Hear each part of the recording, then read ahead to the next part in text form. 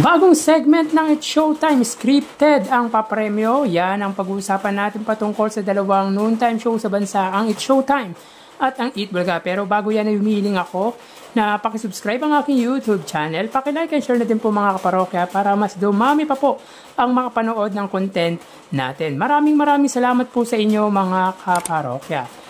Sa mga kaparokya, kamusta kayong lahat? Sana nasa mabuti po tayong kalagayan ngayon. Anyways, bago natin umpisahan ang online viewership ngayong araw po ng maulang Biyernes, meron po tayong pag-uusapan patungkol po sa nag-comment sa bagong segment ng It's Showtime na masasagot mo ba.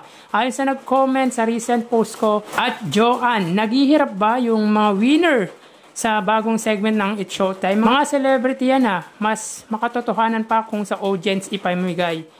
Ibig sabihin nito mga parokya, yung papremyo siguro sa audience dapat daw ipamigay. Wala yan, scripted yan para masabing nagbigay sila ng malaking papremyo.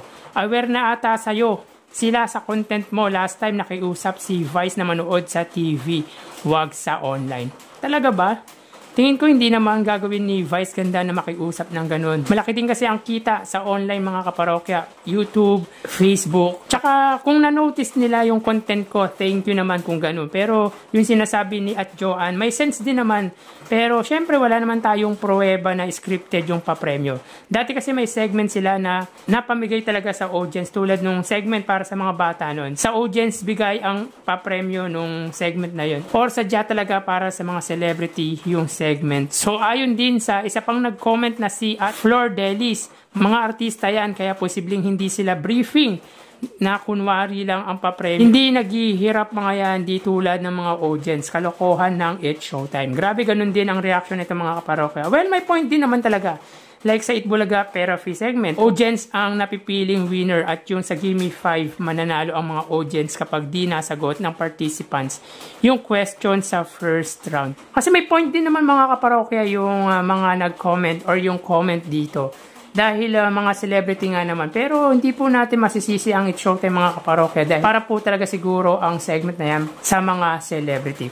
So kayo mga parokya, ano masasabi nyo patungkol po dito? Paki-comment naman po ang opinion nyo regarding po dito. So tara ating alamin ang online viewership ng dalawang bigating noontime shows.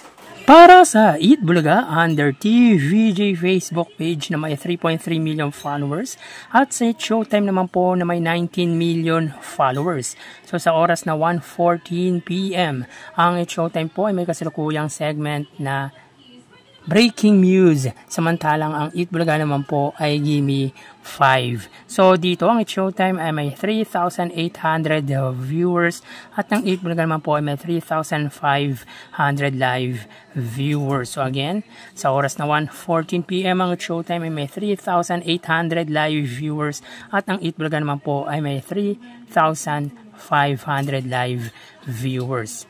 So, mapunta naman po tayo sa TV Network YouTube channel ng dalawang noontime shows. Unahin po natin ang It's Showtime under GMA Network YouTube channel na may 39.4 million or 39.5 million subscribers.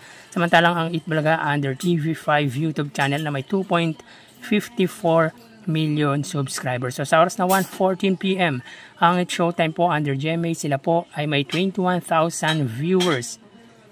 Ang Eat Bulaga under TV5, sila po ay may 13,000 live viewers. So muli, sa oras na 1:15 PM, ang Showtime under GMA Network, sila po ay may 21,000 live viewers. At ang Eat Bulaga naman po under TV5 ay may 13,000 live viewers. So pagdating sa TV Network YouTube channel ay angat po ang GMA ng 8,000 against sa TV5. So mapunta naman po tayo sa main YouTube channel ng dalawang noontime show. Para po sa It's Showtime under ABS-CBN It's Showtime na may 2.66 million subscribers at sa Eat Bulaga naman po under Eat Bulaga TVJ YouTube channel na may 1.57 million subscribers.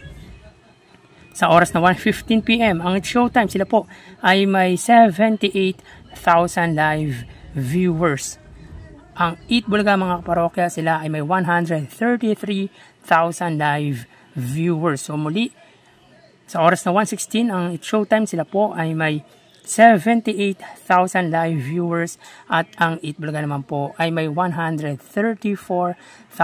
live viewers. So bali ang total na nakuha ng dalawang noontime shows ay mga kaparokya, bali ang total na nakuha ng dalawang noontime shows para po sa It Showtime ay 102,000 total viewers at ang Itbulaga ay 150,000 total live viewers. So again, ang It Showtime ay may 102,000 viewers at ang Itbulaga naman po ay 150,000 live viewers. So ang kasalukuyang segment po ng It Showtime ay breaking news at ang Itbulaga ay Gimme 5. So dito mga parokya, pagdating sa online viewership ay wagi or panalo po dito ang Itbulaga sapagkat meron po silang 48,000 viewers na angat sa It Showtime. So yan po lumalabas sa kanilang online viewership as of 1:17 PM. So mamaya magbabalik pa po tayo sa ikalawang bahagi ng ating online views update ngayong araw po ng Biyernes. So magpapaalam na po ako sa inyo mga parokya, magsiingat po tayo.